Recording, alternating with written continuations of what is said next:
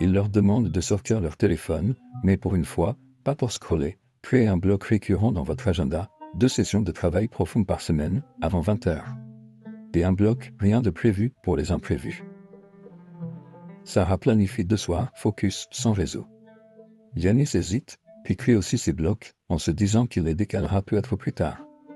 Prof Martin remarque son hésitation. Vous vivez tous une double vie numérique, dit le prof. Une partie de vous veut réussir ses études, l'autre ne supporte 0,152 pas d'être déconnecté. Racheter le temps, ce n'est pas devenir moine, c'est choisir consciemment où passent vos heures.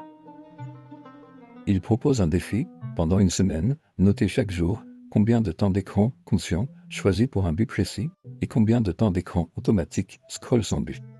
On en reparle. Les étudiants soupirent, mais acceptent. Sarah sent qu'elle va avoir mal en voyant les chiffres. Yanis se dit que ce sera intéressant, tout en redoutant le résultat. En fin de séance, prof Martin conclut, vous ne pouvez pas ralentir le temps. Mais vous pouvez arrêter de le laisser filer dans des fuites invisibles. Vos notes, votre stress, votre sommeil, tout est lié à la façon dont vous traitez vos 24 heures. En sortant de la salle, plusieurs étudiants ouvrent instinctivement leurs applis sociales. Puis certains les referment, presque gênés. Sarah bloque ses notifications pour la soirée, juste pour tester. Yanis, lui, hésite, puis désactive aussi quelques alertes.